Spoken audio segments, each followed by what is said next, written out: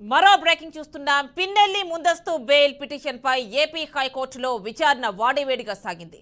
ట్విట్టర్లో నారా లోకేష్ ఈవీఎం ధ్వంసం చేసిన వీడియోను పోస్ట్ చేశారని పిన్నెల్లి తరపు లాయర్ కోర్టుకు వెల్లడించారు. ఆ వీడియో ఆధారంగా కేసు నమోదు చేశారని న్యాయస్థానానికి తెలియజేశారు. నోటీసులు ఇవ్వకుండా అరెస్ట్ కు వెళ్లడం సరికాదని వివరించారు. పిన్నెల్లిని అరెస్ట్ చేయాలని ఈసీ నేరుగా ఆదేశాలు ఇవ్వడం సరికాదన్నారు. లోకేష్ ట్విట్టర్లో పెట్టిన వీడియో ఆధారంగా ఇదంతా చేస్తున్నారని కోర్టు దృష్టికి తీసుకువెళ్లారు. గుర్తు తెలియని వ్యక్తులు ఈవీఎం ధ్వంసం చేశారని పోలింగ్ ఆఫీసర్ చెప్పారని కోర్టుకు తెలిపారు. పోలీసులు నమోదు చేసిన ఎఫ్ఐఆర్లో కూడా ఇవే అంశాలు ఉన్నాయని చెప్పారు. ప్రతిపక్షంలో ఉన్న నారా లోకేష్ ట్విట్టర్లో ఒక వీడియో పోస్ట్ చేశారని, అది మార్ఫింగ్ వీడియో అని కూడా అయ్యే అవకాశం ఉందన్నారు. 7 ఏళ్లలోపు శిక్ష పడే సెక్షన్లతో కేసు నమోదు చేసినా నోటీస్ ఇవ్వొచ్చని కోర్టుకు తెలిపారు.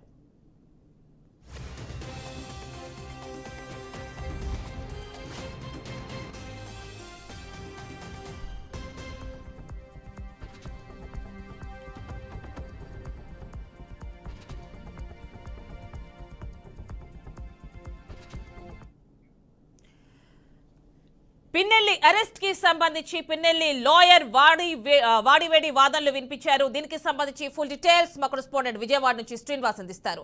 శ్రీనివాస్, చెప్పండి, కేవలం లోకేష్ ట్విట్టర్ లో ట్వీట్ చేసినటువంటి ఒక వీడియో ఆధారంగా మాత్రమే ఈసీ పిన్నెల్లిని అరెస్ట్ చేయాలంటూ ఆదేశాలు ఇవ్వడం సరికాదని పిన్నెల్లి లాయర్ అంటున్నారు. చెప్పండి.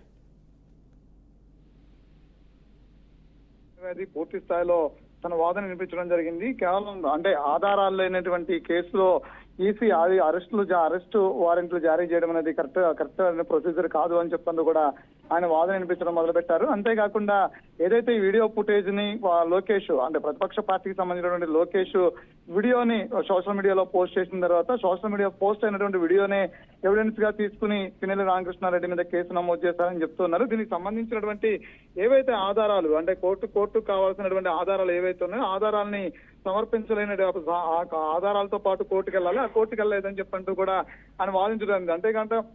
అంతేకాకుండా వీవీప్యాట్ మిషన్ ధ్వంసం కేసులో ఆ పిన్నెల్లి రామకృష్ణ మాచర్ల ఎమ్మెల్యే అభ్యర్థిగా పోటీ చేస్తున్నటువంటి పిన్నెల్లి రామకృష్ణ అక్కడ జరుగుతున్నటువంటి అంశాలని పరిశీలించిన తర్వాత ఈ వీవీప్యాట్ మిషన్ ఏదైతే ఉందో దాన్ని ధ్వంసం చేయడం జరిగింది. ఆ ధ్వంసం చేసిన నేపథ్యంలోనే ఆ వీడియో కొద్ది రోజుల తర్వాత అంటే పోలింగ్ ముగిసిన కొద్ది రోజుల తర్వాత గత 2 రోజుల కిందట వీడియో బయటికి రావడం గల కారణాలు ఏంటి, ఇందులో ఈసీ అసమర్థత ఉంది, ఈసీ ఫెయిల్ అవటం వల్ల ఇలాంటివి జరిగినాయి అని చెప్పిన దాన్ని కూడా ఈసీ మీదే పూర్తిగా నింద మోపడం జరిగింది. అంతేకాకుండా ఇప్పటిగా వాళ్ళ తరపు నుంచి అంటే ఆ పార్టీ స్టాండ్ కూడా పూర్తి స్థాయిలో అదే వెర్షన్ వినిపిస్తున్న నేపథ్యం కనిపిస్తుంది. అయితే పిన్నెల్లి రామకృష్ణారెడ్డి న్యాయవాది పూర్తి స్థాయిలో కేవలం లోకేష్ వీడియోకి మాత్రమే స్పందించింది ఈసీ.